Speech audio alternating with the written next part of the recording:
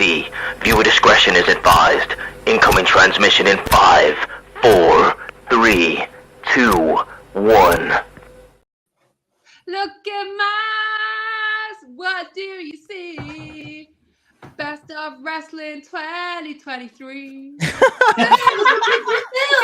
No, so bad.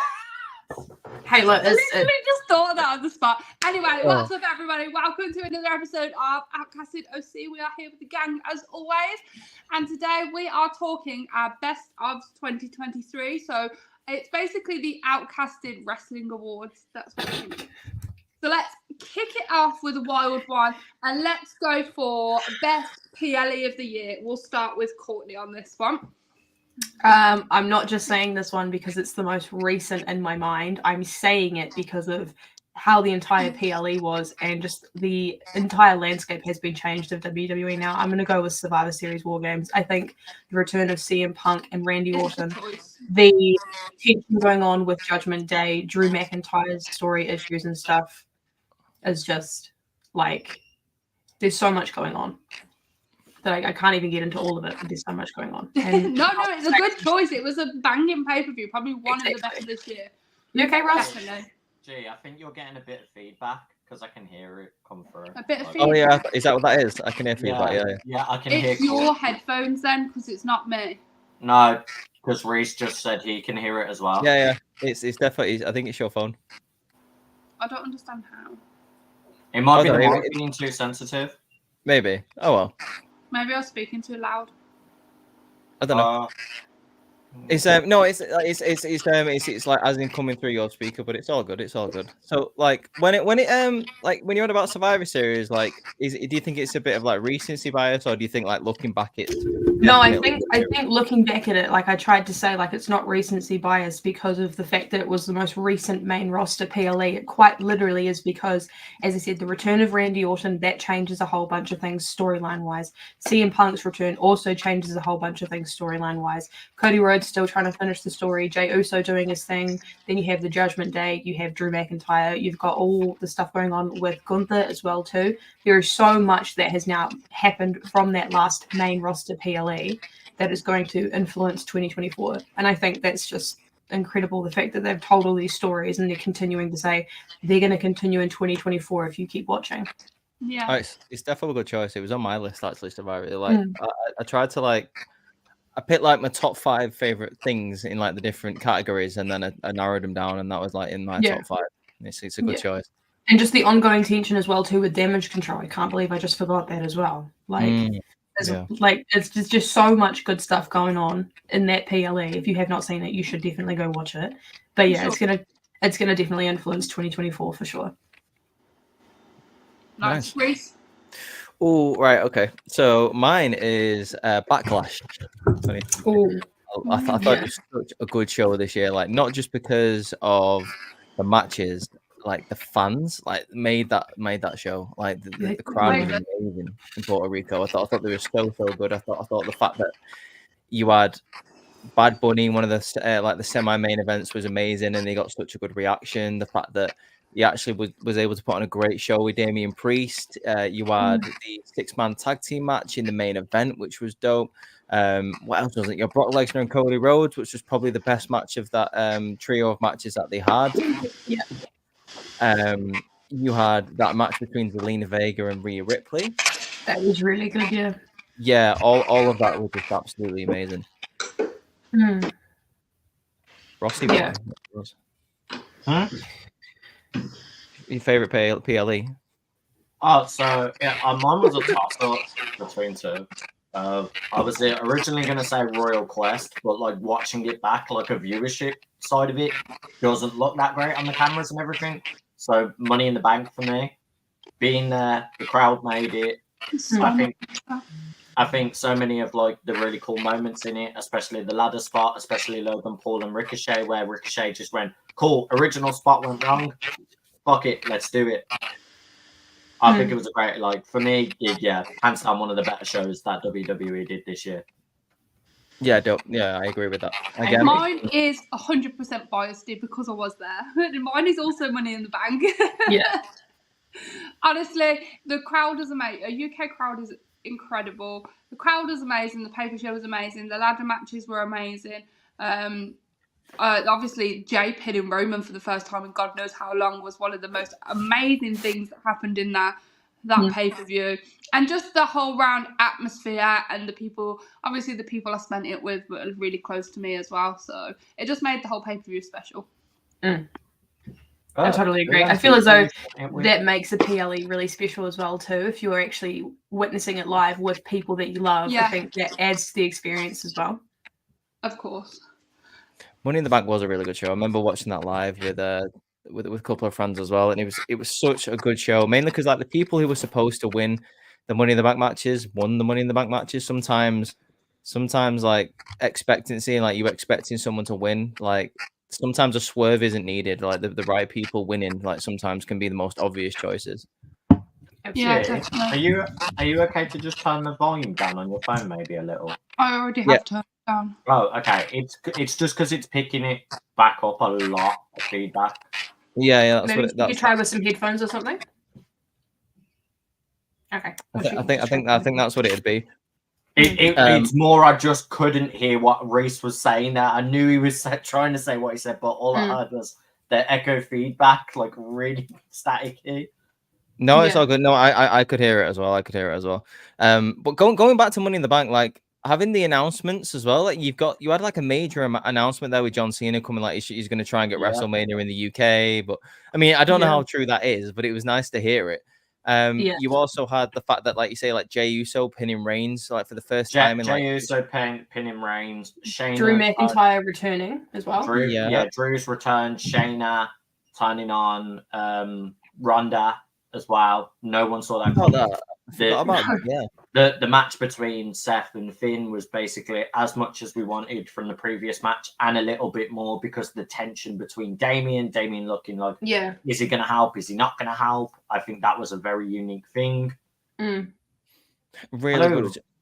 Yeah, it was a really good show. Like you had the fact that like Damian Priest was like in that match and everyone expected him to win that match. And then he did. Like I say, like it's not always a bad thing when someone is, sort of predicted to win and then they do because it's the right decision. Yeah.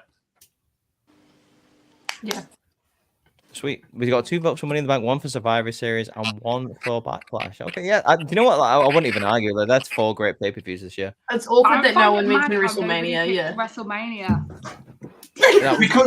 because night 1 was so good.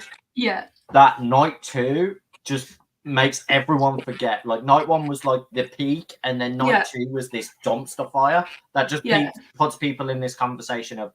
I'm not going to talk about WrestleMania. I think when it comes to a 2-night PLE, specifically WrestleMania, I think unconsciously we look at the first night and if it's amazing, and we always, I think, subconsciously hold the second night to that standard just because the first night was good. We want to see the second night either be the same if not better, and when it's not, then that's when it's more of a sour taste in the mouth. I don't think we mean to, but the thing is, okay, time-wise, having WrestleMania on a 2 nights is working better for time-wise. I can't sit through an 8-hour pay-per-view. It kills me. It kills me on a 3-hour one.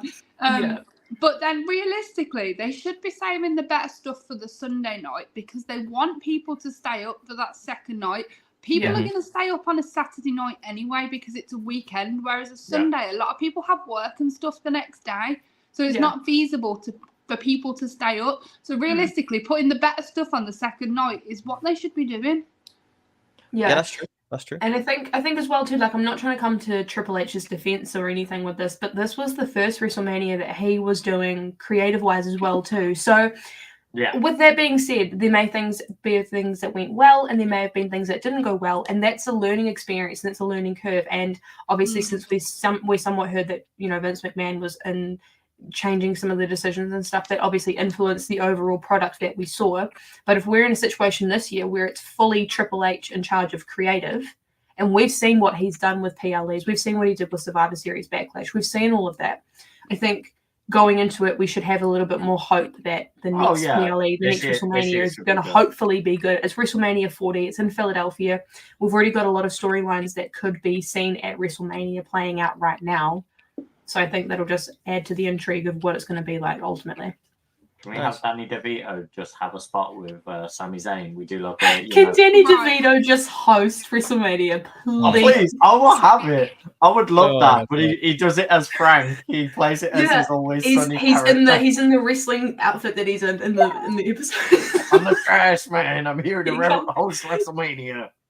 Right, Okay, moving on then. So, Before we do move on, I just want to give a shout out to like the couple of honorable mentions, like in my short list that I had. I had Royal Rumble in there. I had NXT Heat Wave, which was the first match between Carmelo Hayes and Dragunov, which was the main event there. I had NXT Deadline, recency bias, but it's one of the best pay-per-views of the year in my opinion, both main roster and NXT. And Night of Champions, the one where Seth Rollins became one of the champions. Night of Champions, I'd also still shout out, like, obviously honorable mentions for me, Wrestle Kingdom and All In. Yeah, Wembley was incredible. Like, even if you're not a major wrestling like fan or an AEW fan, that is something that can't be unnoticed. That's a huge step in wrestling. Wembley have it. Yeah. For sure. Right, moving on then. So our next category is match of the year. Which match just completely wowed you and was your match of the year? Russ, we are starting with you. Why me first? Because I was gonna go like Courtney first, then Reese first, then you first, but you've mixed the order up now, so it's you. Yeah. Okay, so it's recent, but for me, it was everything I love in wrestling matches and more. The story was there. It was brutal, and it got people talking even after the match happened. I already know what he's going to say. Swerve Strickland versus Hangman Adam Page in the Texas Death Match.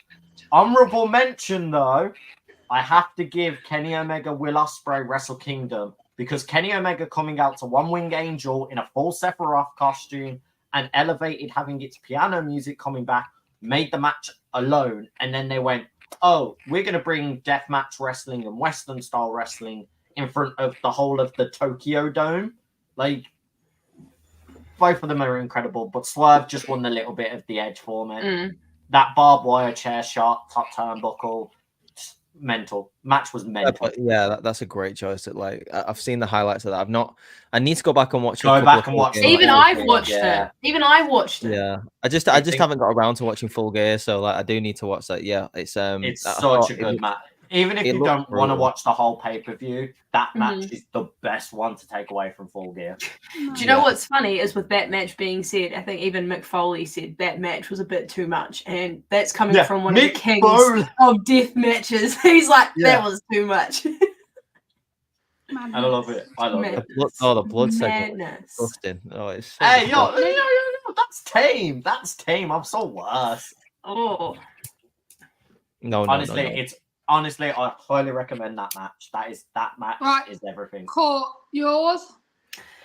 This one was really difficult, but this one, I think not a lot of people would think this because it's an NXT match, but I'm going to go with Becky Lynch and Tiffany Stratton Extreme Rules for No Mercy, because that one, I watched that match and I was like, holy shit. Like, you guys know how much I love Becky Lynch, and I love Tiffany Stratton. That match for me solidified her, like, at least in my top 10, because she's incredible. She's younger than me and she's out here doing all this cool shit. But also, I think the fact of the matter is, not a lot of women get the stipulation of Extreme Rules or any of those kind of hardcore match styles. So the fact that they trusted that on a NXT premium live event and let Becky Lynch and Tiffany Stratton do what they do was fantastic. The spots that they did up in the crowd, Becky's stylist giving her the chain and obviously her then beating Tiffany with it, Becky going underneath the ring and using the fire extinguisher when Tiffany was looking for her, the bat that had the barbed wire in it, the spot that Tiffany did where she did like her moonsault into the barricade, like that it was such a good match. If you have not seen it, I highly recommend you watch it, because didn't Becky get like a really bad like gash as well? Like she actually she had a laceration that required like 18 stitches after that. And she still finished the match from the laceration. I was like, what? Yeah. I mean, long story short, if you haven't seen it, go watch it. Go watch. It's such a good match, especially coming out of NXT as well too. I think that really showed that the NXT talent are definitely elevated and also are just like doing things that you wouldn't even imagine. So thank you, Shawn Michaels. Thank you for that. And I had the pleasure to review it because I rewatched Yes, you did. It's so good. Really good match. Shameless little plug from you there. Oh yeah, right. Innit? Shout out Mick Foley. I watched it. I watched it really hungover, and I still thoroughly enjoyed it. Yeah. Oh yeah, for real. Absolutely. So mine, funnily enough, that was going to be mine as well. Like I had that like down. I had that down for a long time, like because since we was doing this podcast, I was like, "Yo, that one's going to be my match of the year." Until here we go. I saw the men's Iron Survivor match. Yeah, I knew it. I knew he was gonna. Good match. That Trick Williams spot. Oh my god! Spot. I love every moment. Shout out to everybody in that match. Everybody. I want to give a special shout out to Josh Briggs in that match. He absolutely killed it. For a guy that's never really been in the spotlight before, he absolutely killed it. Like with JBL never does solo. He never does singles work either. He's always been a tag guy, and he proved the fact man can run in the ring. So many things was proved in this match. For me, like you had Josh Briggs who proved to me he could be a single star. You had Dijak again proving that he can actually run with the big boys because for God's sake, how has this man never had a push before? You had Tyler Bate who should be on the main roster. That's putting in another insane performance. That, oh my God, that Frankensteiner into the Tyler Driver 97 was amazing. The Tyler Driver, it was so good. Just seeing the Tyler Driver drop. I also love how Trick reversed Tyler's like spin off the top as well. Oh, Trick yeah, was I know. like, Yes. You had Bron Breakker showing why he's a next generation of a main eventer, like coming in, scoring 3 falls in like 15 seconds, like amazing. The next brothers, for sure. For me, it was just literally the third spear he hit because you had like 1, 2 clean, and then the third Dijak midair, bro. Like Bron just looked at it, was like, "Yeah, sound got the third." Yeah, oh my God, he killed it all the way through this match, like, and then he speared Trick through the barricade, like, so good. It really, really cool. I love all the because usually in an Iron Survivor match, I know we've only had 4 now in history, but like we usually get only a few falls in the match where like someone will have a lot, some people have 1 or 2. This one had loads, and it was the drama of Trick Williams not having any up until like the final like 50 seconds in the match. Him having to get 4 in under a minute was amazing, and then I thought Bron was gonna absolutely spear him in half in the final seconds, and then him turning around and hitting the flash knee and then pinning Bron. I was like, the timing. It was a great match, but people need to appreciate the timing that was necessary in that match to do that kind of stuff. Like, 100% down to a T. Like, it was very important. The coordination needed, like, just backstage to organize that was impeccable. So, 100% that was match of the year for me, the men's Iron Survivor. Nice. I liked the storytelling in the ring as well, where you literally hear Trick shouting, like, "No, I need this," and you had that motivation moment where you sat and you felt that moment with him of like, "Go on, Trick, do it!" Like, and literally everyone was screaming it. Yeah, I was talking to a few people and they were like, "Oh, it's predictable." And again, I'll say this again: sometimes predictable is good. Like Trick Williams is supposed to win that match because it's his time, and for me, like you can tell because even when he was in the penalty box, like people were chanting "Free that Trick." I was like, "Oh yes, I saw that. That was sick." I was like, "Yes."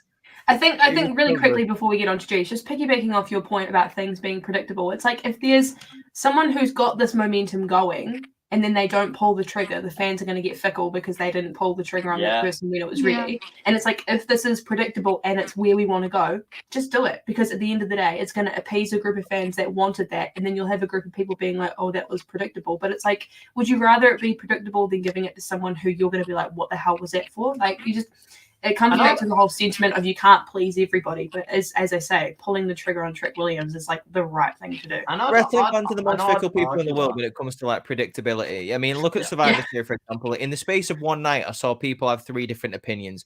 Oh, I want CM Punk back. Oh, who needs CM Punk? Because now we've got Randy Orton. And oh, wow, CM Punk's back. I'm all here for it. It's like, make your mind up. Come on. Like that's just an example. Oh, like when it makes sense. Makes sense. Yeah, make it make sense. Like, pick a side. Pick a side. No, but Yeah. I'd also argue with that match. It showed predictability wasn't a thing because in those last moments, you sat there with everyone having 3 points, and you were like, "Okay, Shawn Michaels, what the hell are you doing? You can't have multiple Being a people sexy win." one. Michael Heckelbottom, what are you doing? Use the government name on that one. Anyway, G, Hit the government there. what's your one, G? So mine, it was Gunther versus Drew versus Sheamus for the Intercontinental at Great shout. WrestleMania. Great shout. You can't forget that one. 3 great men, 3 great performers, 3 great wrestlers, never fail to put on a fantastic match.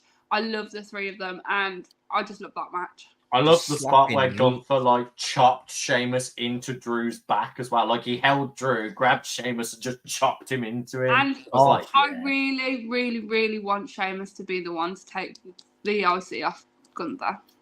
I think everyone wants that. I think Yeah. Sheamus just needs that Grand Slam now. So I think everyone would back that decision. It'd be difficult to do. I wouldn't be mad if Sheamus Just run it back, randomly dude. came back at the Rumble. Well, I was gonna say, here's the thing: is you've got Rich Holland, who's now doing this thing on NXT, reportedly. You've got Butch, who's still on SmackDown. You could have a way of like disbanding the Brawling Brutes without them actually breaking It up. basically has. And then Sheamus is like, "Oh, Sheamus is off on lost injury sight." at the Sheamus is moment, like, "I lost isn't sight of my goal," and then finds a way to go after Gunther. Yeah. That'd be cool. Yeah. That's all it really needs to be. Is I want to finish my story. It'll be Sheamus Everyone versus in their Drew as well. story Like, so. Yeah. Everyone Yeah. sees themselves as writers, but they can never publish their books. All these story finishing. Yeah, some of those Comic books are where it's at. I don't think people have realized that pictures work better than words. Yeah. People like me, I'm a bit I've simple. got an honourable mention as well. Oh yeah. Oh, okay. Absolutely none of the 10 matches Roman Reigns has had this year. Boo. Boo. What was your actual? Sammy's name. Sammy's No, name that is the Roman honourable was mention. dope.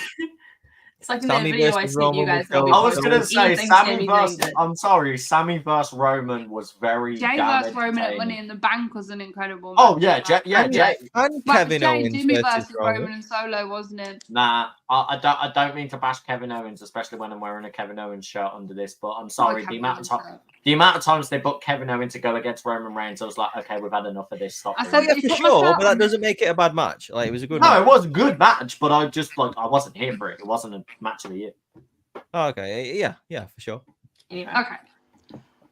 Anybody else got any honourable mentions before we go on? I do. I have a few. Sami Zayn versus Roman Reigns, funnily enough. I'll let I you have do this first. Ilya Dragunov versus Carmelo Hayes at NXT Heatwave. That was good. I thought that was great. Obviously, like I said, Tiffany Stratton versus Becky Lynch, very close. Mm-hmm. And I also want to see the tag team match at Money in the Bank, Reigns and Solo versus the Usos. Yeah, I just And said. finally, Damien versus Bad Bunny. That was Oh, yes. that was of one of course, my that honourable was mentions. Was that incredible. one? Yeah. Okay, Yeah. so my honorable mention: Ospreay versus Zack Sabre Jr. at Royal Quest 3.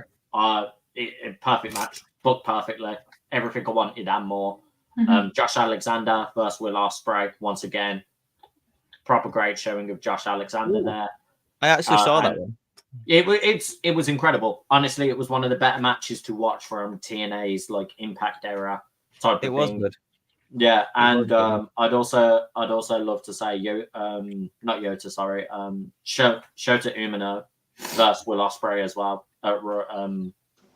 Was it Raw Quest? No, it was like the most recent one, which was like I think it was like Road to Dotaku or something like that. Either way, Ospreay versus Shota Umino, because it was like a passing of the torch because Ospreay is leaving Japan and Shota Umino sadly did lose the match, but it was like a sign of respect, and it's like, look, I'll try and make it up to you. I'll try and be better. And it was great. Storytelling in that match was absolutely perfect. I haven't seen it, but I've heard Brody King had a decent match in the CC. Recently. Oh, don't! That match was absolutely stellar. Yeah, definitely. Yeah. That's another one to watch. Brody King versus Claudio Castagnoli for the Continental Classic. Yeah, They went there you go. I just gave you one there, brother. There you go. Yeah, no, Yeah, you're definitely. welcome. The best spot of that is Brody, which is like double Claudio's weight. Claudio literally lifts him up, like full throws him up, and then European uppercuts in midair. Oof. Nice. Yeah, like if you get the and he does the giant spin on Brody King. Like I'm sorry. Damn. Like if he did it. Yeah. If you want to know my thorough thoughts on it, I did do a review on it. Yeah, go Sweet. check out those AEW in review. Yeah, hell yeah. I do those. You do Do. Yeah, I was gonna make that joke too. I'm like, bro, I'm 25. I can't say shit like that online. No, we still can. We still can. Right. I'm 28 sorry in March. about I do. that. It's all right. Moving on, let's go to favorite championship win of the year. Who winning a bout was your favorite of the year? We will start with Reese on this one. Oh, go away. Favorite Come on, man. championship You win got of it. the year.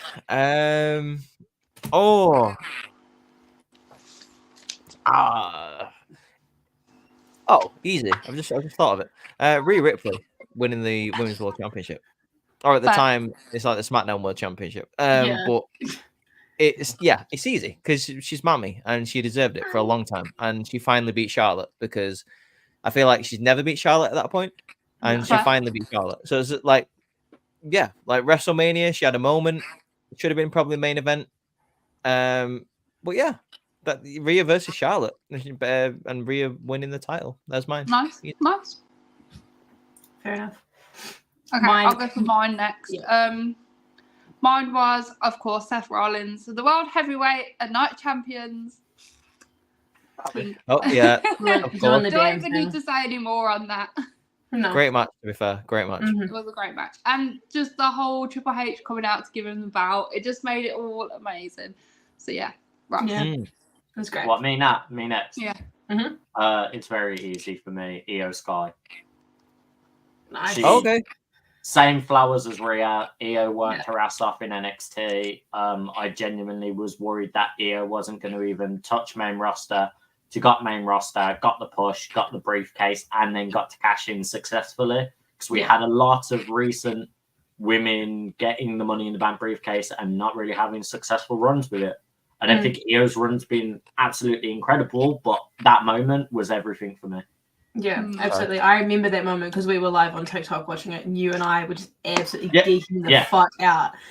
Exactly. Yeah, and I think, as you say, like there is that not speculation, but there is that concern when it comes to the women, because a lot of the women have had Money in the Bank moments, and they have not been able to successfully keep that title going for longer than a couple of months, and that really kind of makes you question, did they put it on the right person, or is the creative storyline working for them to have it, or was this just for them to be able to say, oh, they've won Money in the Bank? So I get what you mean. Yeah.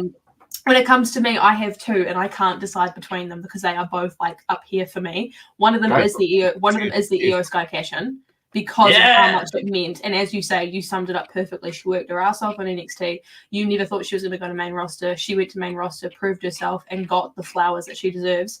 I think my second one is also there is, and it is biasy, but it is Becky Lynch's NXT win. Not only for now the fact that she's a Grand Slam champion, but the amount of people that bitched about her when she won it, and then she went ahead and was like, I want this person, this person, this person, this person, this person, this person to all get spotlight. And what did she do?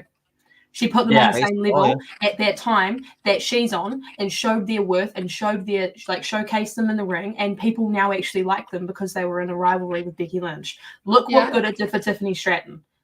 Like taking the title off her at the time didn't seem right, but the work that they put in those matches made it worth. That's why it's that match of the year for me, because of Becky and Tiffany. As I said, giving it to Lyra as well too is like a passing of the torch moment as well. You can't go ahead and say Becky Lynch's title reign was not good when it was good. It did so much good in that short amount of time. She did more title defenses than Roman Reigns.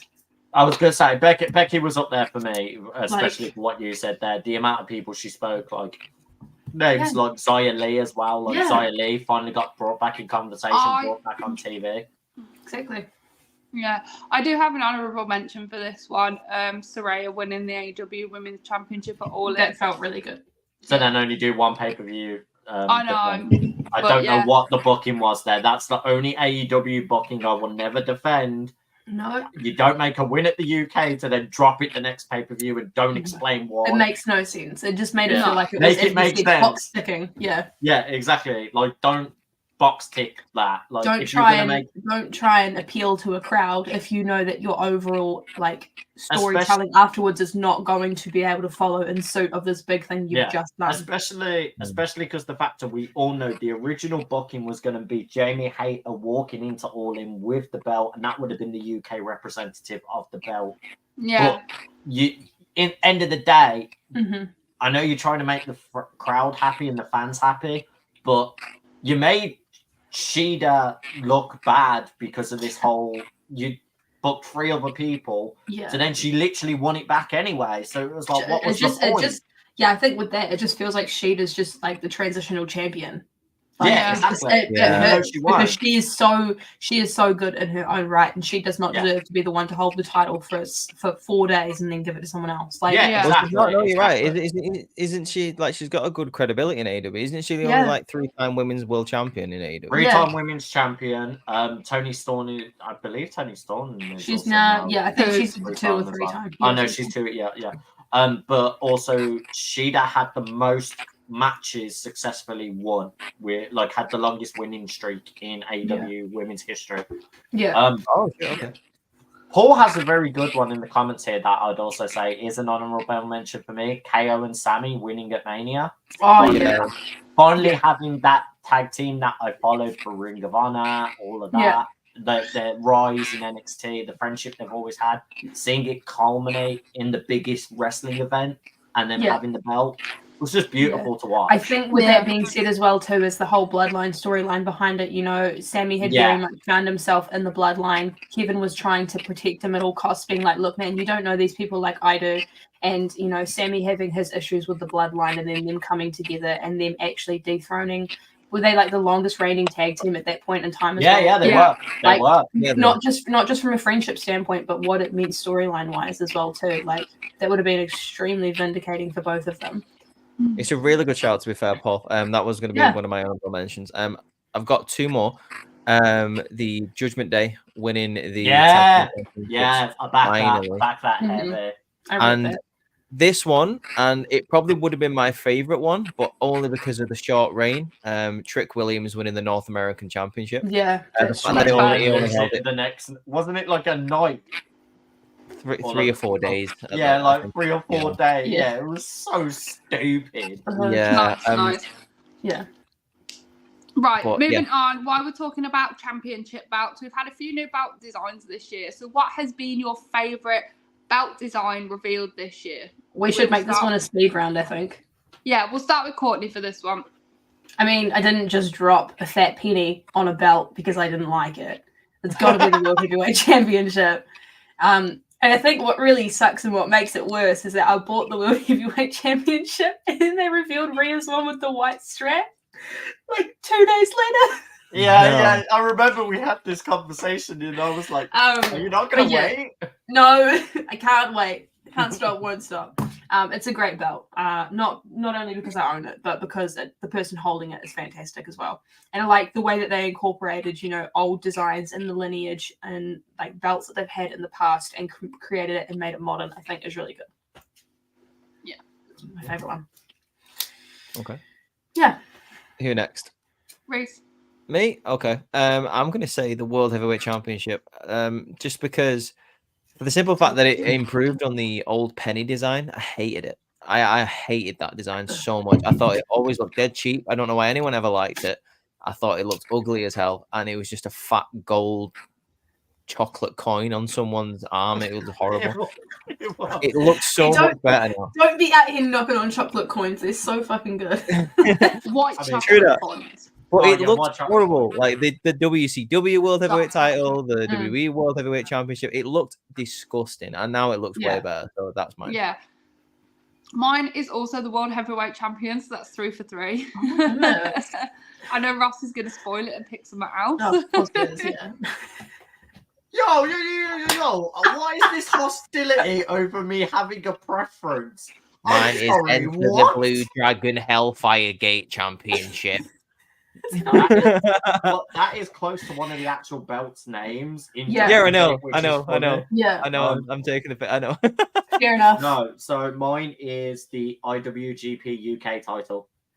Fair enough. That is nice. It was I'll give Ospreay. you that. It was Ospreay taking the US title and going, "I don't care for the US. I never have been. I'm going to represent what my style of wrestling is and where I'm Yeah. from in the UK British style." And Mm. change the logo to the UK flag, and it looks so clean. Like IWGP US belt, I've loved for years anyway. So the UK version, mwah. And they I'll give already you got, that. and they already destroyed it. By the way, it's already gone. I think the last thing I'm going to say on belts before we get into the next one is, can they please fix the tag team championship belts? Yes, they, please. look, God, yeah. they look terrible. Yeah. I've got some ideas. Either one, just do new belts altogether, or two, keep the same design, have one belt, and make it purple because of Judgment Day. They've I always said- looked I've I not said good. I been don't saying this since day one. I said I don't get how you've not done half red, half Dancing. blue. Because you know, if they're tag team belts and you've now got tag team for both companies, why don't you have a red half and a blue half to represent? Hey, look, member one, member By the two, way- player one, player two. Just Mhm. while we're talking about the tag team belts, did you see the Usos special one on the shop? Yeah, No, I haven't seen it. We'll have to I look will at it show later. you after the Yeah, podcast. it's so sick. Oh my god, So it's sick. beautiful. Is it nice? Okay. Yeah. Yeah, It's really hella nice. nice. Russ, Cool. do you know what? Pull it up now. Let's have a quick look. While I go on to shoot. the next category. So, Right. the next category, we'll do another speed one. Best theme of the year. Whose theme, old or new, really popped and just made your year hype? Oof. Demon in Your Dreams, Reese, Rhea you Ripley. go I'll first. start with that one. I'm throwing mine out. Well, I suppose I've got to pick it because it's like my 13th most listened to song apparently this year. Solo Sokoa's theme, Taking It All. It's Taking it all. it's so good. So It's good. so good. Like Yeah. I don't know how. Like I don't know where they got it from or like whose choice it was to make it that, but it's so good. It just slaps so good, and it's the best one in the bloodline. It's easy. The best one in the bloodline. It's so good. It's amazing. It suits him proper. Like obviously you got like the cool sort of like Samoan family like style. You've got like because it's like a hip hop song like. But also at the same time, it's intimidating Umaga style as he's coming out like and it's like oh Yeah, it's good. Yeah. solo baby, let's go. Solo, Like, you know it's baby. serious when that music hits. Yeah. So that's Wow. Obviously, mine was Romans for the whole 5 times we saw him this year. This joke is so dead. Like Anyway, his title no, reign. mine is Jay Uso's solo one because you know it's just me, Us. Day one, it's just me, Us. Do you know what I love about that theme song? Yes, it's amazing. But ever since he's had that theme song, he's had nothing but tag team partners. Yeah, It makes me laugh. yeah. I keep It's saying so this, good. dude. I keep saying It's it just to me, G every Oos, time. with my friend. Just me, Oos, with my friend. I keep saying this to G every time they call him the main event Jey Uso. I'm like, they can't call him the main event. He's not main Oh, eventing. He's no. opening the show. I They mean, literally I had love him it. open It's Raw, great. and I'm like, It's he just ain't the main whole event. vibe of being like, it's just me. Oops. Yeah. It slaps. It's good. It's good. Ross? Hmm. Very easy. Elevated by Will Ospreay. You can never get that fucking. It's just so good. Having a crowd. Yeah. Yeah. Courtney. I'm not choosing Seth Rollins, even though that theme does slap. I am going to go with Demon in Your Dreams, Rhea Ripley. Nice. I think going back to the whole, a good theme song is not only encapsulated by the actual song itself, but how it suits the personality, the gimmick, the character of the wrestler. And I think WWE going, now let's just put Chris Motionless on this instead is just like, Goes hard. I was disappointed that he did not perform It's so for her at good. WrestleMania this year. I I'm hope I'm he performs I'm well. Maybe going like next this. year. No, Chamber, please, Yeah. because Her that entrance- At hometown. Her I'm so entrance at Crown Jewel though was amazing. Oh, I yeah. love that. Oh yeah. took a little too long, but I understood I got the vision in the end. Oh, I don't even care. It was so great. Right. It was worth the wait. There will be no honorable mentions because we could write a list of songs that we like. Right, for let this me one. show the I do have belt, one. by I the do way. have one because it's kind of taken over the Okay, world. we'll say it while he's Go showing the on. belt, and then we'll get on to the next thing. Trick Williams is one. Oh yeah, whoop that Yeah. trick. I And like then it. the ad libs I as well. like yeah. it. Oh yeah, man. Right, Ross, have you got this? Yeah, I said I had it earlier. Go on then. Let's have a gander. The Uso belt. Oh, Show That's the really straps. It doesn't like- show out. Oh yeah, there we go. oh yeah. It does. Wow, Oh, and that I like. that's cool. That is nice. Love that. It's really nice. I'm a fan. Someone buy And it. it shows the amount of days that they had the belts as well. 622. Yeah. Nice. Jeez. It's such- Guys, it's my birthday soon. I know what I want. My birthday soon. No. It's my birthday soon in like 5 months. Christmas is coming up, guys. You know you want to support. You want to treat me to something? Yeah. I've been really good this year. I promise. I've not caused absolute chaos on TikTok and. You are Right, the agent moving for on. a reason. Moving on. So Swerve. we will go to breakout star of the year, starting with Russ. Leon Slater. Oh, He, Okay. he recently signed to TNA, and I got to watch him tag team with his Me 0121 at Royal Quest. And yeah, G got to watch him perform live against Frankie Kazarian. That kid is an incredible talent, and him having TNA look at him and be like, yo, we're signing you to a big American company.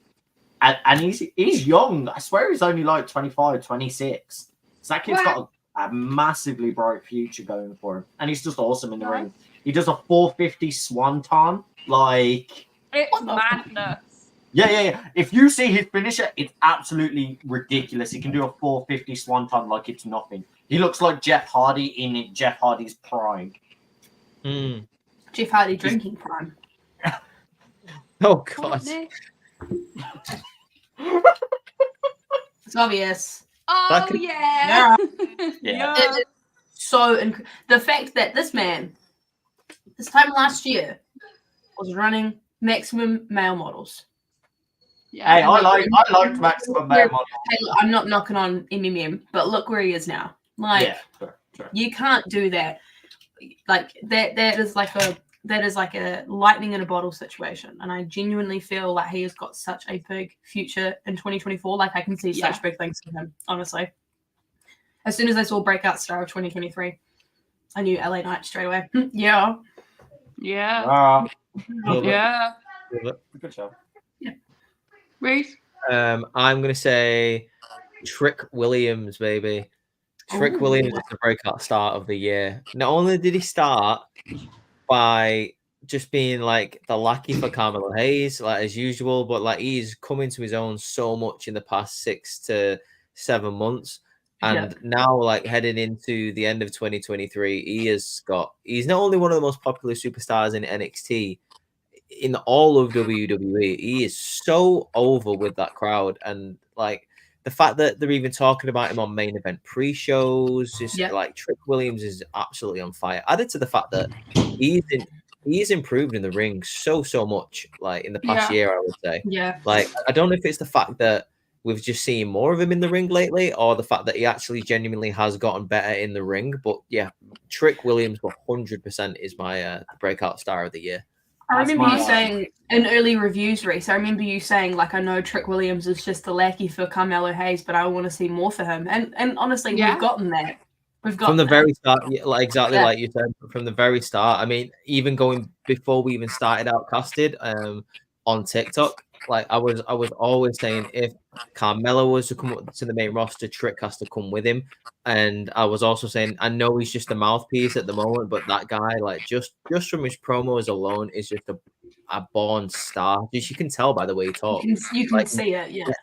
He gets it. Like he can talk with the best of them. He's got the LA Knight promo skill. Maybe even better. I'm not even joking. Like he's so good on the microphone. What's crazy for me as well, it's now the roles are completely reversed with the Trick and Carmelo, because everyone was so white hot for Carmelo. And now people are like, we don't want Carmelo around. Give us more Trick. Like Trick's actually like gravitated that natural audience and was like, I'm this own spotlight now. Another thing that I've been saying for about 6 or 7 weeks, I'm saying it right now, like main event of Stand and Deliver. No worries.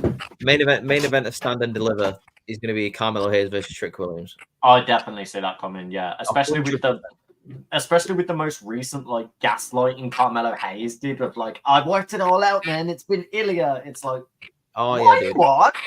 I swear to God, it's going to be that. It's going to be Carmelo Hayes versus Trick Williams. It's going to be like Johnny Gargano and Tommaso Ciampa. It's like friends don't, because that'll actually low-key kind of break my heart if they play it like that style. Friends turned enemies, dude. I'm telling you, like he's going to cost him the NXT title at New Year's Evil. But you're gonna see what's gonna make it worse is you're literally gonna see Trick not wanting to do it to him, and Trick will get the win, but you'll see that Trick hesitates on Carmelo, and it'll break us. Trick Mellow Gang, baby. Yeah. So anyway, what's your one? You bet. Yeah, I realized it's pissing down with rain, and I had my washing outside. Oh no! Need to bring it in. Sorry, right. guys. Anyway. So mine is also LA Knight. Just seeing how far that guy has come in the past year or so is absolutely insanely wild. Like, I don't think I can name another person that has like grown that massively in the past few years. Like, it's wild how far he has come. The only one I would say is Swerve Strickland as an honourable mention has the same kind of meteoric rise like LA Knight. I have an honourable mention, and that is Chelsea Green. Yeah. Fair. Yeah. I just feel so bad that she's been stuck with them cursed tag belts, and her partners keep getting injured, and she keeps getting. I don't like her with Piper Niven. I feel like they need to drop the belts to like Kaden and whatever her bloody name is, Katana. and they need to put Chelsea on that solo run because she would be phenomenal on her own. I think she'd be phenomenal on her own if they had like a mid-card title for the women. She is the right person, person, would be phenomenal. But she's just in the wrong spot right now, I feel like. Yeah, definitely. So my hot take of all of that is, why didn't they just carry on her gimmick she had in TNA when she had like this? You know how they started teasing this whole Karen thing that was going on? I love that. She had that in TNA. Her whole TNA thing she still kind of does it now. No, I know, but I mean, I don't get how they haven't kept that going with her into a solos career, because it was easy to do it on her own. You start making complaints about this wrestler, and to the management's like, oh, if you've got an issue with them, perfect, you're in the wrestling business. How do we deal with it? One-on-one match, there you go, you're in the ring with them. Yeah. As I say, if the women had a mid-card title, it would be so much easier. It would free up so much of the women to do something else. Me and Ross read something the other day. I can't remember whether we shared it to you guys or not, but there was backstage talks of a new bout being produced within WWE, and the only thing we could think of was a women's mid-card title. Maybe we'll see that in 2024.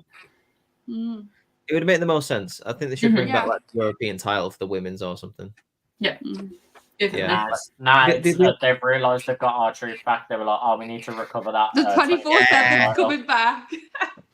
It's like a purple 24/7 one as well, because he's trying to get in with the Judgment Day. Yeah, so good. And there you go. It's like, oh, he's got a purple one, so it's like, oh, wait, Truth's got gold now. Yeah, bring him in. Judgment Day. We've got all the gold. We gotta kick JD out. Nobody likes you. I hated that so good. It was so funny. Yeah. I do have one more honorable mention. And I know he debuted last year, but like this year he's made an absolute mark. Solo Sikoa, man. Yeah. He beat John Cena. He beat John Cena. It was inevitable that Solo Sikoa was always going to have a good run. He was in the bloodline. He was beside Roman. So but I think he outshined the bloodline now. You've got a situation here where people are talking about now he is the one to beat Roman, and and I see that. Not to say I've been saying that, but like I have been saying that. But like it's one of those. I have been saying it. Did you know that Reese said that, Cole? It's one of those things where like all year, like he's been in such a prominent role in the bloodline just because he's like the centerpiece of the bloodline. You know, when you're dealing with Solo, he's the final boss before Roman. Like if you're out here dealing with Solo Sikoa, you done messed up in some way, shape, or form. Don't question it. Don't ask what you've done. You have just it's. I put it on the same level as being sent to the principal's office. You are screwed. Yeah, exactly. Yeah. And he's only lost. I It's think he's HR only lost. calling you in for that bad joke you made. That's Right, the level of let's keep solo. moving. All right, I let's think, go. I think it, by We've the way, got I a think few he's more only to lost get like. through. I think it like in his singles. I think he's only lost like twice this year as well. Yeah. Oh. Definitely. Right, All right. next think one's a it bit of a is, yeah. silly one, so let's do a quick fire. Best phrase of the year. What phrase has a wrestler come up with that you absolutely love? Ross, you go first. House always wins. Fair enough. Mine is straightforward. Mine is just literally what House the Black have been saying, because that phrase defies wrestling, because regardless of if they win or lose, something is in their outcome is going to affect the wrestlers they wrestle. So the house is always winning. Yep, that's fair. What? I forgot a championship win. Honourable mention. Julia Hart. Julia Hart was TBS. Oh, okay. Wow. You know, we'll get into that. We'll get into that. Nah, we won't. Courtney. Let's get. I'm gonna do a live reenactment of this one. Hey Logan. Bye bye, bitch. That is so like applicable to anything 2023 related. That is it. It was, and my second was obviously, do you feel him, sir? But I went with bye bye, bitch, because that's just been such a mood for this year. Honorable mention because it's not actually a phrase, but it's my new favorite thing. It's Von Wagner talking about sausages or asparagus. Like, it's just so good. Like, Von Wagner is just The like, family. it should be superstar of the year, to be honest. Von Wagner, like, he's so good. That whole segment where he went to Robert Stone's house, amazing. But the best phrase of the year is probably "yeet." I loved how he did the yeet down on Raw. It was like, if you want Drew to get this yeet down, give me a yeet. I was like, okay, that's really funny. Yeah, I love it when Jimmy says it and Roman just looks at him and goes, I don't like that. Yeah, I don't like that. And then it was the no yeet. Okay, before I say mine, honourable mention to because mine is, let me reenact mine. Do you feel him, sir? It's so funny that. Do you feel him? I don't even have a category for press conference of the year, but that would win it. That would be it. That would win it. That would be it. There's no competition. Like that is Yeah. Right, next one then. So we will go on to best rivalry of the year. Which feud between two wrestlers or multiple wrestlers did you enjoy the most? Courtney, you go first. Okay. My one is a little bit controversial because some people didn't like, and including myself, didn't like how long this took to get from A to B. But I'm going to go with Trish Stratus and Becky Lynch. Okay. I think it was a really good feud. Initially, when they started off, it was really good. There was like a lull period in between where they kind of didn't really know what they were doing with the women. But by the end of it, when we got that steel cage match for Trish and Becky, that was so good. That's what I was going to say. But also, I think for Trish Stratus to come back in a full-time capacity and keep up with the women of this generation in WWE, not only showing that she can still wrestle, but she wrestles better than she did. Promo work, the heel work she was doing. She did a complete 180 from her character that she had when she had come back to go up against Charlotte. She did a complete 180, and she proved that she is one of the best when it comes to the women's talent. The fact that she could keep up with Becky Lynch and put on a performance like that in a steel cage was just wild. Yeah. I don't know. Okay, G loaded back for me. I thought she crashed for a minute. But yeah, She's still that's here. one that comes to mind because of what it did. Because of what it did for the women's division, you have one of the best of all time and one of the best in the conversation that we have right now going up against each other. And they made it personal as well too, which obviously makes things more intimidating. And then you had Zoe Stark come in as, you know, Trish Stratus's lackey, and look what's going on with Zoe Stark now. That's made Zoe Stark. That's helped her out so much as well too. 100%. Oh. That's a good one. That.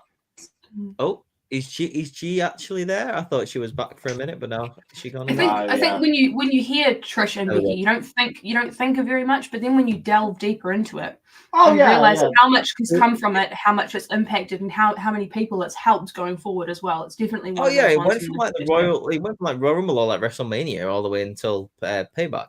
Yeah, exactly. And as I said, what it did for Zoe Stark too, as well. And we Did a still lot haven't to seen go that for. Zoe and Trish match yet, so Yeah, we haven't. maybe It that kept, in it 2024. kept Becky busy as well for the year. Like, I feel like Becky wouldn't have had anything to do if it wasn't for Trish Stratus. No, exactly. All right, So that's Reese, should we go on to yours then, and then we'll go to Ross, and then if G comes back. Sure, yeah. I'll tell mine. Mine rivalry of the year is Ilya Dragunov versus Carmelo Hayes. Oh, that I didn't even think about that, to be fair. Oh, That's a good dude, one. so good. Like him, Ilya Dragunov having to go through the entire roster to get his NXT title match with Carmelo Hayes. Then for the Yeah. first match to end in controversy. Then for Mhm. Ilya Dragunov to like just commit to being like, no, you didn't beat me clean. I hit the belt by accident when Trick was holding it. I will get back to that championship, and when I do, I'm taking it off you. Carmelo Hayes kind of running a little bit scared, like in kind of denial that he needs no help beating Dragunov. Absolutely fantastic. The rematch was really good. Probably the best match that them two have had. The second one was really, really good. And then Yeah. the third one, amazing also. Ilya Dragunov and Carmelo Hayes. And it's actually carrying on still just because of like obviously the whole Trick Mello, like Ilya is still in the mix of that at the moment. That is definitely been rivalry of the year for me. Absolutely. Nice. Yeah, nice. Mine is Jimmy and Jay when they were against Roman. So like that, Jimmy turned and then Jay turned. That whole part was like my favourite part of the year. Okay, Jimmy. Oh, right. Okay, so it's like Jimmy and Jay versus the Bloodline. Money in the bank time. So when Jimmy turned on Roman, from that point where Jimmy super kicked Roman right up to where Uso leaves WWE, that part of the Bloodline. Yeah. That was really good. I like that. Ross, what about you? So it's a toss-up between two, and it's really it's always really difficult for me because I love both of these. Adam Cole, MJF. Oh yes. The frenemies, the Wembley, MJF finally being that wrestler moment of going, no, we're gonna carry on wrestling till we get a winner in effing Wembley. That for me was just everything. And then also Ospreay, Kenny Omega, like that rivalry has not ever been good. Like it's never not been good. And that promo, like at the press conference where literally Ospreay went in on Kenny, when you will not belittle me. You either give me this torch or I'm going to fucking take it from you. Ospreay made every bit of that feud personal. And the fact that we got two stellar matches in the same year, one in New Japan, one in AEW, and we potentially now have a third on the way because of Ospreay being in AEW. Like that rivalry is something that was a lightning in a bottle fever dream of 2023 for me. Yeah, absolutely. Can I just say one that I'm surprised that you didn't say, Ross? What? Adam Page and Swerve. That's what I was going to say too. I'm surprised you didn't say The that. The only reason why is because I feel Swerve didn't need Page. Page needed Swerve because Page felt irrelevant in that moment. And that feud brought Hangman Page back to a part where now he's in conversations. Now he's being looked at by Samoa Joe and being blamed for things. I think if Swerve didn't turn around and be like, yo, Hangman, we're going to do a real quick thing. For me, yeah, I think Swerve just made that rivalry all on his own. Absolutely. I think honorable mention. Another one, though, that I'm surprised you haven't talked about, Reese. Like hop straight into it. Mustafa Ali, Tyler Bate, and Wesley, when it was their rivalry over the belt.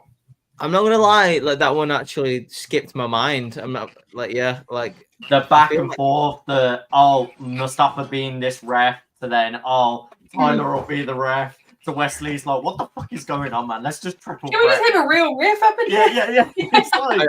No, to be fair, that was really good. Like I think that would have been probably a really good choice for me, except I think that got cut off at the knees just because when Ali got Mustafa, it would have been perfect because it was actually speculated Ali was going to win the belt and he would have started doing his. He should have. Yeah. He should have. apparently, because he Yeah. was going to start doing the USA gimmick that he had planned. You know, like the president one. That Yeah, they wanted that was to do really a while good. back. Yeah, Yeah. that was a good gimmick. And as then well. they just stopped it, which sucks. Yeah. Right. So we are moving on to probably the 5 most important categories of the entire thing.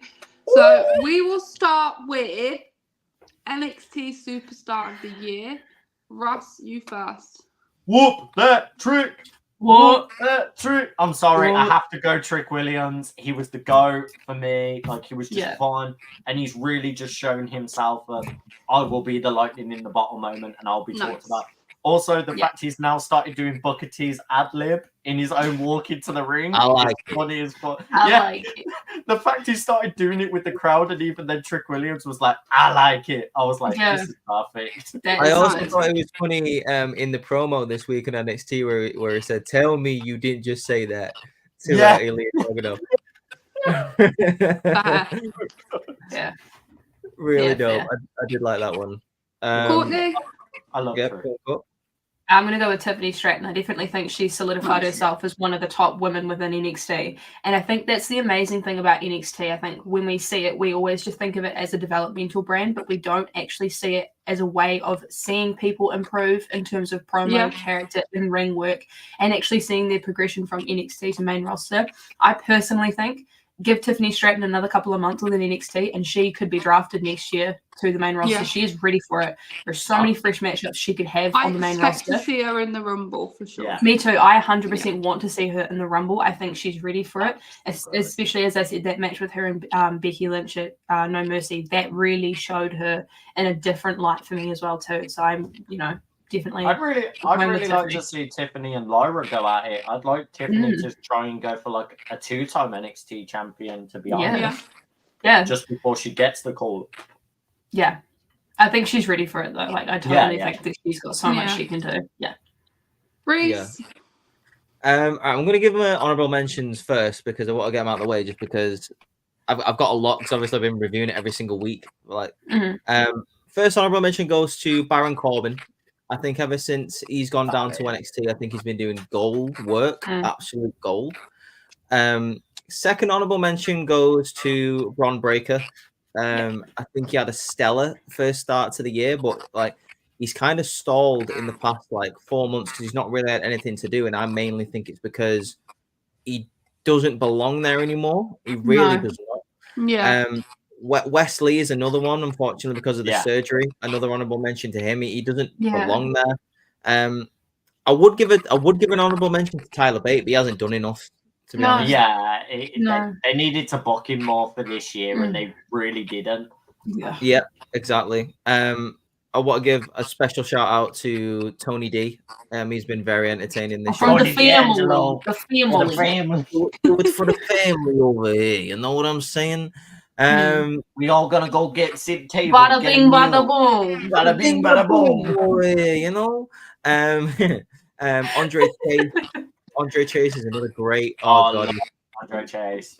I couldn't watch NXT without Andre Chase. Thea Hale, fantastic in NXT lately. Like, I think she's improved so much. I want nothing more than to give NXT Superstar of the Year to Von Wagner, but that would be me. I knew you were going to say that. But it would be making a joke out of these awards, so I can't do it. I can't do it. But he should deserve an award just for talking about the sausages and the asparagus all the time. But I've got to give it to Carmelo Hayes.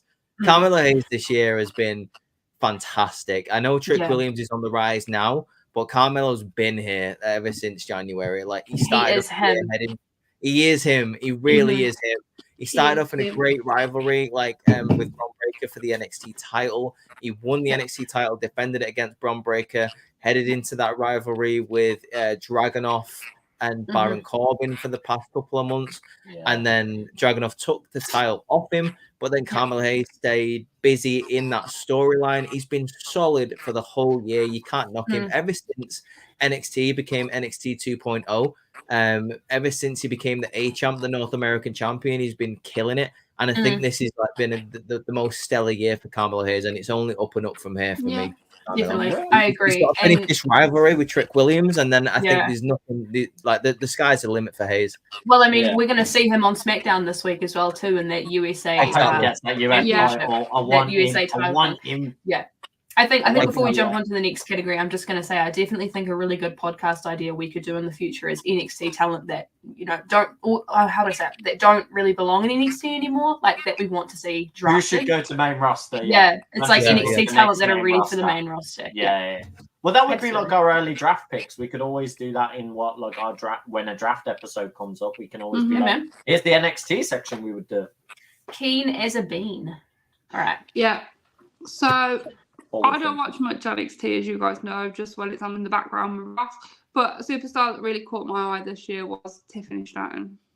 So she's phenomenal. Absolutely valid. I'm not going to lie. I'm going to argue this point till I die. But I think her Swanton Bun is better than Jeff Hardy's. It is better than Jeff Hardy's. Oh no, it 100% is. I think from a technical standpoint, it is because she's obviously got that gymnastics background. She knows about the aerial work very well. So, I mean, I can't. It's like a moonsault I'm swan glad you as guys well. agree, It's a lot more. It's a lot more that's difficult. A hot take more than anything. No. It's beautiful. It's the last minute flip over that she does. It's like it's so exactly. graceful. That's what I was gonna say. It's like because she does it like in a moonsault motion as well. It's so much more difficult to do that flip. It's like why I love Leon Slater's doing a 450 because you have to time that last minute of that swanton to go into the swanton of the back landing, not the front. Yeah. Sick. I agree. Okay. Next category. So sorry. We will do tag team of the year next. Courtney, you can go first for this one. I'm going to have to send you a new video because I changed my mind. Okay. So, you know how initially I said I had one that I was like, that was growing on me? It was going to be A-Town Down Under. But I've changed my mind because, I mean, you cannot deny the reinvigoration of Judgment Day this year has not changed the faction in some way, shape, or form. So I'm going with Judgment Day. Like, I can't deny it. And that's not biased because I review Raw. I genuinely love the Judgment Day. And are we talking Finn Balor and Damian Priest? I was gonna say any version of the Judgment Day tag team, but more specifically, Damian Priest and Finn Balor are doing a fantastic job. Whether or not you put JD and Dom in there, swap them out every now and then. I think all four of those men, whenever they get the opportunity to do tag team work, do fantastic. Like, I just I can't not say it's the Judgment Day now. I'm sorry, but just Okay, that's a really good choice. Like, I mean, it's hard to argue with that choice, to be honest. Yeah, it really is hard to argue. I'm gonna go for something a little bit different. And the only reason I'm choosing these guys is because they make me feel like a different way when I'm watching tag team wrestling. Like, it makes me feel like I don't know how to say this without sounding cruel, like to the other tag teams. Like, when you watch a tag team match, you know what you're expecting. Like, you know you're gonna get quality from most tag teams, but these guys like not only throw like quality in that match, like it just feels different and like they move at a different pace. And I'm gonna give it to the Creed brothers. I knew you were gonna say this, so I gave you that look because I was like, I know he's gonna say the Creeds. Good fucking shout. I mean, we've had him on the main roster now just for a couple of weeks, but I've had the privilege of watching him for a year. Like you bestowed that privilege to me now. You're like, hell yeah, I know. Tell me about it. Here you go. It's unbelievable how quickly these guys have picked up the wrestling business. I mean, for anyone who doesn't know, the Creed brothers are not veterans of the game. Like, they've only been wrestling for about 2 or 3 years. Like, and but you couldn't tell that though. No, exactly. The only time you could have told was their first couple of like NXT pay-per-views, and even then they still looked so much above the rest. There was only like, I would only say when it was like, it's Brutus, isn't it, that does the cannonball? Yeah, the Brutus bomb. Yeah. Where Brutus bomb was like still trying to be worked out. He looked a bit rough around the edges, but now they just look clean. They can do it regardless now. These two just scream to me world's greatest tag team, Charlie Haas and Shelton Benjamin from back in the day. Yes. Just absolutely insanely athletic, and not to point out just one of them, but Julius Creed is he's an animal. That cat, that he is massive for his size, and his strength, but he can also move like Brock Lesnar. He's absolutely unbelievably athletic, and I'm just saying it. In a couple of years, in like 5 or 6 years, I could really see Julius and Brutus being like the main event of WrestleMania. Them two are amazing in the ring. You've got two Kurt Angle made wrestlers right there, just ready to break out as single stars. But for now, we have the privilege of seeing them in a tag team, and I think it's just unbelievable to see them every week. Just having those matches in that gauntlet match, in that tag team turmoil match, with the match with DIY, the match with Imperium, the matches that they've had with Schism this year on NXT. Yeah, love that. Then going up against Judgment Day as well. Yeah, the matches that they had with Gallus and the New Day at the start of this year as well. The Gallus feud was incredible. I completely forgot that was even in the conversation because of Crazy Time roster. I loved the Gallus one. Yeah, so that's my choice. The Creed Brothers are tag team, easy tag team of the year for me. If they go up against each other at WrestleMania, it's going to give me very Kurt Angle, Shawn Michael vibes there. I'm telling you right now that them two will take over the wrestling world in the next 10 years. They are so athletic and so talented. Kurt Angle versus Brock Lesnar vibes I'm getting from that. Yeah, I was saying to G when we were watching Raw yesterday, Ivy, don't forget about Ivy with the Creed brothers as well, because Ivy versus Rhea, take my damn money. Give it to me for Rumble, man. That's a Rumble match. That'll be such a good match because Ivy has picked up the business so fast as well. And she is a powerhouse for a female talent. Yeah, exactly. Yeah. Okay, so my pick for tag team. I didn't get to say my tag team. I can't. I want to do mine. Oh, you're going you. That's fine. That's fine. Yeah. That's fine. I didn't know the order. It's okay. Mine is Kevin Owens and Sami Zayn when they went at WrestleMania, and I just love the chemistry between those two. And they're always put on great matches. They work well together. They make me laugh. They make me happy. I love them. Yeah. You can tell they're lifelong friends. The chemistry that you say that you have are unbelievable. And it just makes me sad when they split apart and they pretend to be angry because you can see that they can't do it. Yeah. It hurts my soul. Yeah. It really hurts my soul. But I love them guys. Go on then, Russ. These are my dogs for real. War Dogs, Bullet Club War Dogs, Alex Coughlin, Gabe Kidd. They literally came on the scene this year. They are the brand new Bullet Club, and they joined the Junior Tag League and absolutely dominated. I don't get how they didn't win the Junior Tag League. Bishamon won again. Stop it, Gato. Stop bucking that. But these guys came in and they meant damn business. Alex Coughlin gave one of the most personal promos ever, where he basically shat on the company and said, "You can't even afford $20 to give a shirt to my family who are struggling and can't watch my matches, but you can get loads of money to book Sasha Banks into your company for a few matches." And Gabe Kidd did very much the same. Gabe Kidd did a promo where he spoke about his mental health struggles, how he was in a psych ward, and now he's at the G1, and everyone underestimated him. And he was one of the only people that I've ever saw do this in a G1.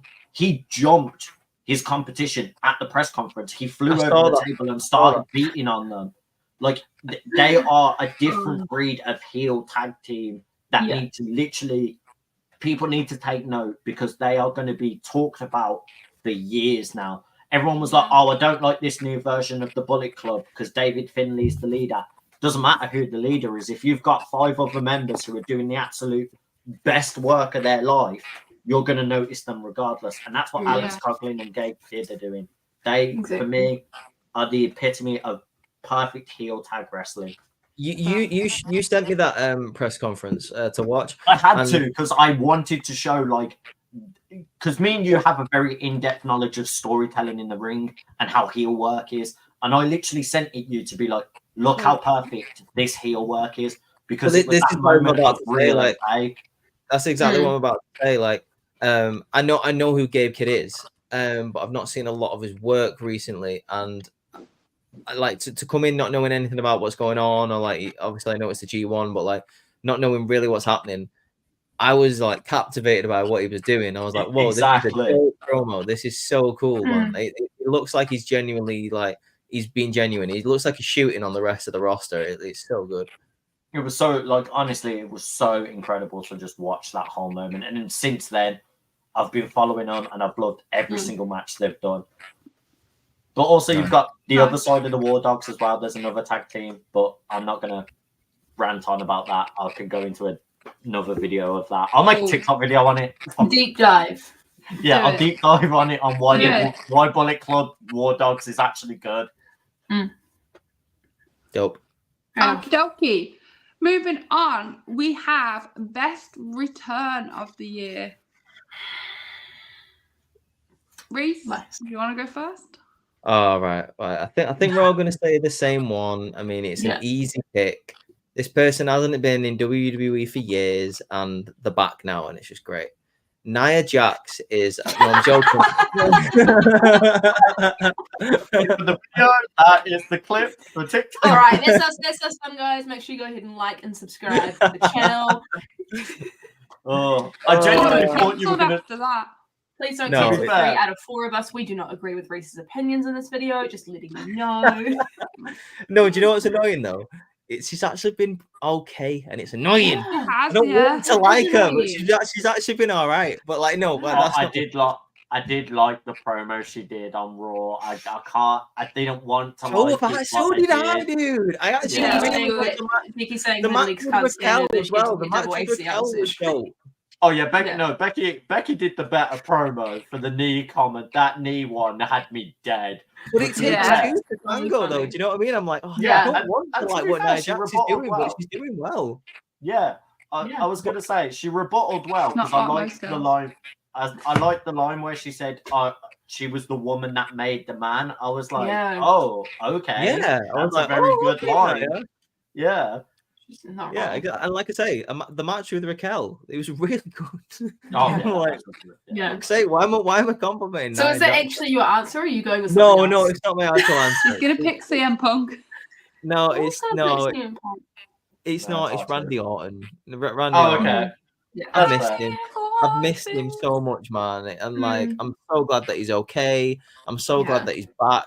I'm glad he could do the RKO. He could exactly, dude. Exactly, like he can RKO so me. Good. Yes, that's fine. I don't honestly. He can punt kick me in the face. It's totally fine. Like, Randy's back. Yeah, Randy's back.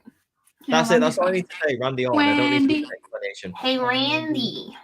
Yeah, I'm just glad. Do you know what? I'll just say mine then. Randy Orton. There you go. Carry on, Ross. Yeah. Oh, me. For WWE, it's Kairi Sane. For non-WWE, it's Yota Tsuji. None of you are going to know who Yota Tsuji is, so I'll just let it gloss over. That's okay. Courtney, go on then. Wait, no, there we go.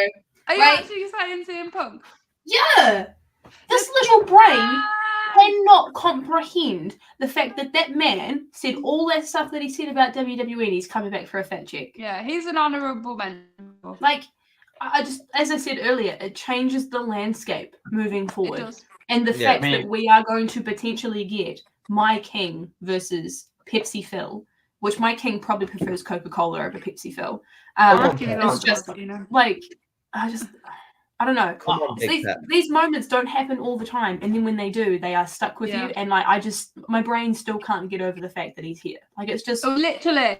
When me and Ross were watching Raw last night, we were trying to work out whether full hatred, like, not to work, or whether he was like it was a work. I think he's being dead serious in how he feels, but he's working it. He's working it. That's for sure. Well, the thing is, how I said it to G was, and as I said, I wasn't doing it as a diss to Seth. It was very similar to Hangman's, where Hangman did it, where he genuinely was angry at Punk. And the thing is, I don't think they would have let him go out there and say whatever he wanted to say. I feel like there's levels to it. Yeah. Well, I don't know why. I mean, they have done before, like the pipe bomb. He was allowed to go out and the Matt Riddle one, where he was like, went in on Matt Riddle about like your wife and your kids left you. Like, I was just there gonna are say, times they won't do that. as I said in my TikTok that I made, I was like, they have such a rich history that's been documented online that they can pull all of this history and make something good out of it. And I said, Seth Rollins is one of the best when it comes to being able to put his personal issues aside and being able to make a professional storyline work. Case in point, Matt Riddle, we got to see it twice. Like, if this gets pulled off, and there's no like incidents after this feud, like my respect for Seth Rollins will go up. Like, so high, like 100%. Yeah, just to piggyback off what Courtney was saying, as you're saying, like everything he said badly about the company. It is incredibly crazy to know that he did the, if you think the grass is greener on the other side, go there, main event, buy one, get one free. I'll still be here, meaning you'll still be at AEW. And it's now like the role has completely reversed. MJF is looking more to stay in AEW, and Pug's now main event in there. Mm-hmm. It's weird, isn't it? It's wild. It's a wild time. I think as well too. Like, I'm going to finish off by saying this. It's the fact that he made 6 figures in his return merch. It's the biggest social media viewed video for WWE. It's the fact that he left 10 years ago to the day that the Royal Rumble is happening. There is so much that is encapsulating this person that it's hard not to like be like, oh my god, you know what I mean? Yeah. And I agree. I've seen a lot of people say this hot take about CM Punk and Seth Rollins if they're going to be at Mania. People think they should main event night 2. That's how much they are into this feud. I wouldn't argue. I wouldn't mind it either. If it's built up bigger than Roman is because Roman's not here and it's got the time to be built up in that way. And as I said, Triple H is not like unfamiliar with super intense personal storylines. I mean, we saw Randy Orton and we saw Triple H, we've seen all of that stuff. They can make it happen and make it worthy of being on night 2. Yeah, 100%. Yeah, definitely. Yeah, man. Yeah, definitely. Right. The big boy awards now. Into the nitty gritty. I just have one more honourable mention for the returns, and that is Chris Statlander for AEW. Yeah, it was great. She's my queen, and when she got injured, I was so upset. And then when she came back and won the TBS bout of Jade Cargill, I was so happy. So, yeah, Jade Cargill for WWE though. Yeah, and I'm fine with who Chris Statlander lost it to as well. Julia Hart, of course. Anyway, right, on to the 2 big boys. We will start with male superstar of the year. Ross, you go first. United Empire's Will Ospreay. He was the world killer. Like, he was literally did something barely any wrestlers do anymore. He wrestled all across the world and went against the biggest talent in several promotions and beat the big names. Like, not many people can sit there and go, I beat Kenny Omega, Chris Jericho, Marufuji, and like Josh Alexander, Speedball Mike Bailey, Zack Sabre Jr. all in the same year. And he did all of that while carrying the IWGP US title that he turned to the UK title. The man is quality. I loved everything he did this year, and I think he is the best. No. I see your point. I see the vision. It's a no-brainer for me. It's got to be Seth Rollins. I mean, just the work that he's been putting on this year alone, and then the fact that, a lot of people were saying that the World Heavyweight Championship is a consolation prize because Roman's taken the other one and they can't even defend it, and they've got nothing to defend on Raw. I'm sorry, but that World Heavyweight Championship title belt to me feels more important than Roman's belt because Seth has made it feel more important. He's made it feel like it needs to be shown the same level of appreciation, if not more. I respect him fully for taking that championship and taking the situation and what was said about it online and being like, screw you guys, I'm going to work day in, day out to show why this is the championship that you should care about. Yeah, 100%. Yeah, and he's put on banger matches since being the champion as well. Of course. Thanks. Nice. Yeah. Reese? Fair play. I'm going to say my honorable mention because it was very, very close. And I think that this person deserved the flowers. And I don't think any of us are going to talk about him. My honorable mention is Christian. No, mate, I would, I put Ospreay just over Christian. If Ospreay wasn't in the conversation, it would have been Christian all day. The TNT work this man did. He has been absolutely unbelievable to be at his age that he is, and to just he has just revitalized his career. He's done a Chris Jericho. He's revitalized his career. Like he's also probably an honorable mention for rivalry of the year. Him versus everyone's dead dad. Yeah, It's just, like, unbelievable. Like Mate, I'm worried for Friday. Have you not saw the Von Erichs are coming back? I have. Chris Oh, is gonna no. say some things there. He's definitely going to say something. I just love it. Like when he was at the press conference, and the first thing he did when he was sat down was, "So, how's everyone's father doing?" Yeah. It's just like it's so good. He's so he's such a douchebag. Like he's such a hateable person. So Christian deserves his flowers 100%. He also asked one of the interviewers, did you have a father figure? Because you sound like you didn't. And that just broke me. I was like, bruh, that's so uncalled for. The famous line where Edge came back into the company and he hugged him, and then he just went, "Go fuck yourself." yeah. Nah, the best line he dropped was on Nick Wayne, where he went, "Your mom needs to post more bikini pictures." I was like, "That's God, yes!" I was like, "Oh my god, yes!" Oh goodness. Oh, Okay, who's your your male superstar? Yeah. My pick is Jey Uso this year. Yes. 100% Jey Uso. He came into this year as the longest reigning tag team champion. The fact that he had that massive feud with Roman Reigns up until SummerSlam. He was the first person to pin Roman Reigns in that tag team match in over 3 years. The stuff that he's been able to do since he's gone over to Raw, like the moments that he's had this year in the press conferences, just the development of his character. He's done fab. Has been unbelievable. So guess what? You out and I'm out too. Super kick, boom! Like iconic. The super kick heard around the world. Yay! Do you feel him, sir? Like, everything. He's just had an amazing world championship match on Raw at the time of speaking, like about a week ago. Yeah. He is heading into 2024 for me as one of the favorites to win the Rumble. I think he has an absolutely stellar 2023. And I was saying to people on TikTok in like lives, like when people talk about like Roman Reigns and elevating talent, Jey Uso is the prime example of someone who has been elevated. Could you say, even in 2020, could you see Jey Uso as a single star? No. I mean, eventually, but not the way that we're seeing it now. Yeah. Oh, do you know what I was saying to Ross as well when we were watching SmackDown Raw yesterday? This is completely like out of context, but I find it mad how Jey Uso is now a solo star on Raw, but wears blue all the time. Yeah. Just like he's so far away from the bloodline, he won't even wear red, just in case like people get annoyed at him for being in the bloodline again. I love that, like that little subtle detail. Absolutely. Yeah. So that's my answer. It's easy, Jey Uso. Nice. Okay, so I have an honourable mention because I think this, and I don't know how much you will agree with this, but I think the superstar has come far this year, and that is Dominic Mysterio.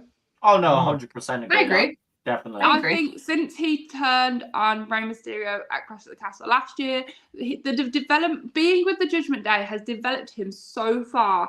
His in-ring work, his mic work, him being, which championship? North American Championship. It just slipped my mind. I couldn't remember it. The North American Championship, being on NXT. I think he's just elevated himself, and the people around him have helped him elevate his solo career. So he is my honourable mention. I'm so glad so many people have come around to like. I know some of you liked him last year as well, but I'm so glad that other people have come around to our way of thinking. I said as soon as he turned heel, I said grow the mullet out, start doing Eddie things, and just you can't deny that he has exactly improved. That. When you see that improvement in front of you, you cannot deny it. There is no way you can try and argue. Ever since the like the whole prison thing, he has just skyrocketed. It's been so good. I loved Raw recently as well, where you saw the whole Rhea reassured Dom, and like Dom kind of looked like he finally had the confidence to move away from Rhea when it was like, oh, Dom lost the belt. And he looked genuinely pissed, like, why the fuck you mentioned it? And he looked like he was going to walk away from Rhea. So it shows, like, Dom is now at that level of, no, I've got my own feet to stand on. I'm not this lackey of the Judgment Day. I'm a valuable member. And also at the same time, he's angry with the whole of Judgment Day now because they weren't there to back him on NXT. Yeah. I think you should also give an honourable mention to Damian Priest as well. Damian Priest was Michelle this year as a really good heel. My Puerto Rican prince. Anyway, it was really close between my two, so Dom was obviously one, but I've got to agree with Reese and give it to Jey Uso. The guy has elevated himself so much this year, so much to the point that people are really disliking him right now. And I don't know, it is a bit of bias because I do love Jey Uso. I've loved him for a long time anyway, but I think out of all of the talent on the roster, he has elevated himself the most. Yeah, I agree.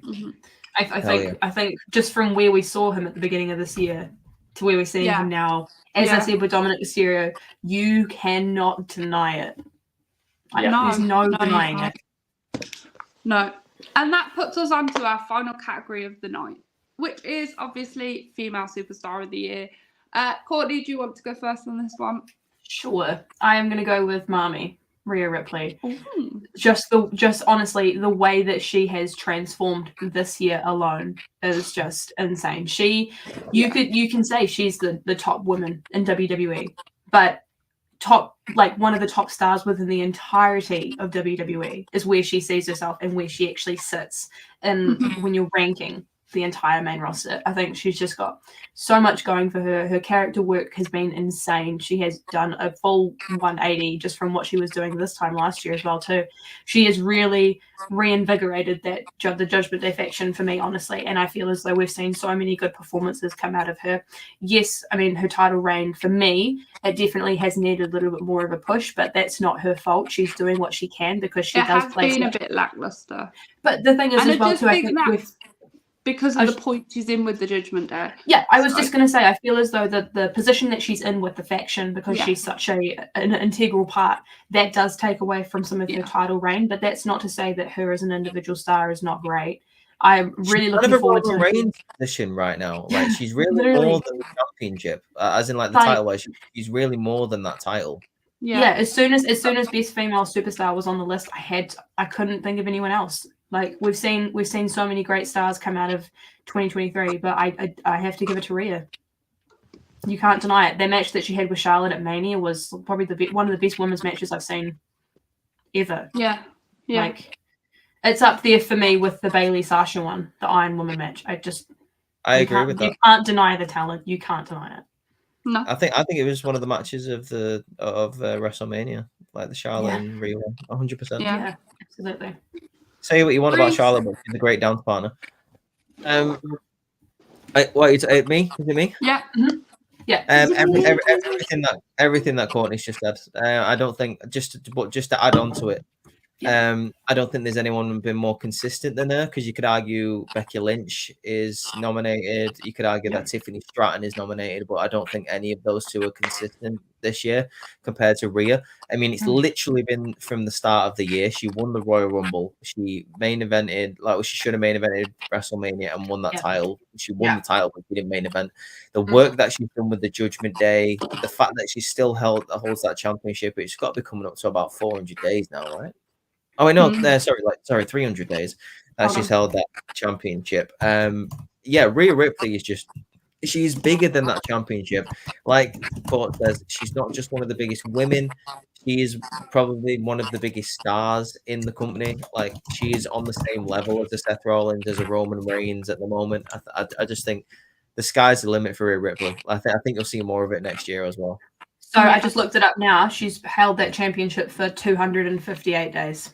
Oh, we are getting close then. Yeah, like 40 days, pretty much until 300 days. Yeah, I was going to say, if she holds it till Mania. What was Bianca's? 402 or something like that? I'll have a look. I think she held it for like a year and 2 months or something. I think she'll definitely beat Bianca's. 420. Yeah, I think so. 420. You not think she's going to get beat at WrestleMania then? Think she'll keep it afterwards? Yeah. Depends I think who she'll she keep goes against. Let's wait and I see. think she'll keep it till next SummerSlam, personally. Because Mm. if my theory for the Royal Rumble is what happens, then the winner of the Royal Rumble won't be facing Rhea Ripley. I think it. Okay. Yeah, I think. Yeah. Bailey versus Io, I know where We you're going. spoke about this, didn't Yeah, we? yeah. Yeah, we sure did. Yeah. Yeah. Anyway, yeah, cool. Anything Ross? else to say, Reese? No, nothing else for me. Okay, I'll do mine next because mine's going to be a bit lackluster now, I feel. I'm picking Becky Lynch because everything she did with the NXT roster, everything she did with all those underappreciated stars, it was just phenomenal to me. In a short period of time, she elevated over 10 plus superstars, and yeah, that was just phenomenal to me. And she worked hard throughout the year anyway. The whole feud with Trish Stratus. You know, she doesn't stop. She is a workhorse, and she's phenomenal. I won't take people saying that Becky Lynch is overrated and her title run didn't mean anything when it did. Yeah. That's not lackluster. That's a really good show. Yeah, It wasn't Great. that's not That's lackluster a at very all. valid choice, not lackluster at all. If you had to see someone like Natalia, I would have been like, "What the fuck? Have you hit your head or something?" Oh, yeah. Special shout out to Kate Natalia. is rubbing off on me. That's what it is. Absolutely. Shout out to the only Natalia fan we know. Right, Ross, who you got? The Princess of the Black Throne, Miss Julia Hart. I'm sorry, Okay. but she was one of the most elevated talents in AEW. She stepped up and she showed she wanted to be away from just House of Black, of just their lackey and their, like, you know, kind of standing beside them. She wanted to back in that spotlight. She dominated half of the women that came involved. She started being more vicious with doing submission holds after the match and then winning that TBS title. Yeah. The story is just going to only elevate for her now, especially with the feud they've just picked. Picking Abaddon as one of her first, like, opponents. That's cool, I think that's such a good story going into because you've had Julia go through this whole transition of she hated her original gimmick. And now she's fully got all her flowers, become the youngest AEW women's champion. And she's also now showing that with the, I've now matured. I've grown into my House of Black gimmick. This is me. This feels more like me. Because she hated her varsity gimmick. She did it because it made sense at the time. But she literally spoke to Tony Khan multiple times and went, I don't want to do this. To House of Black were like, we want to bring a female talent in. And that's how Julia came to be. And it's a full circle, beautiful thing now. And I don't think the storyline's going to end here. I think Sky Blue is going to join her side because of the miss that they did. For me, Julia Hart was like arguably the most captivating part of women's wrestling in AEW. And this is my whole point of AEW. When they get it right with the women's division, they get it damn right. And they've had two lightning in the bottle moments in Julia Hart and Tony Storm. Like, Tony Storm was my honorable mention. Yeah. Just timeless Tony Storm, like, that's been a perfect gimmick. If we had like best gimmick of the year, I would have probably gave it to that. Watch out for the shoe. Yeah. I was gonna say before we finish up, I don't think I got to give my honorable mention for Breakout Superstar. Oh, go on then. I'm gonna go Logan Paul. Yes. Valid. Yeah, that's Not fair. gonna lie, that was pretty good. He just did some great work this year, honestly. Like you can't deny the fact that you can tell he wants to be there, but also he wants to put on a really good show as well. He's probably one of the best. I've said this already, but he's probably one of the best celebrities that WWE has brought into the company.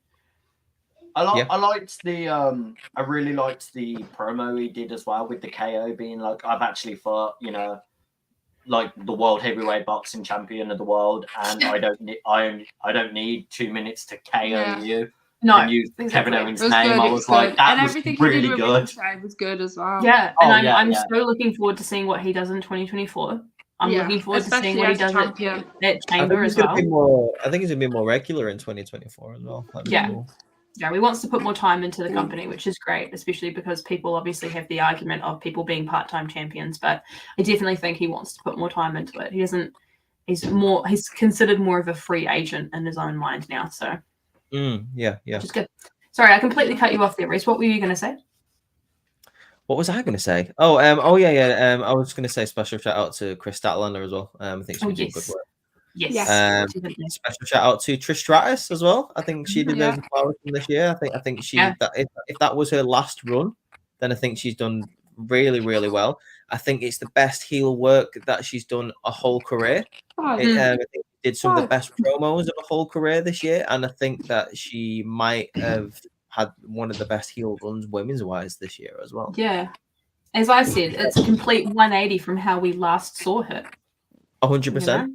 I also want to give a special shout out to Thea Hale from NXT. Yeah, Thea's been great. She's been so good, and she's improved in the ring a lot as well.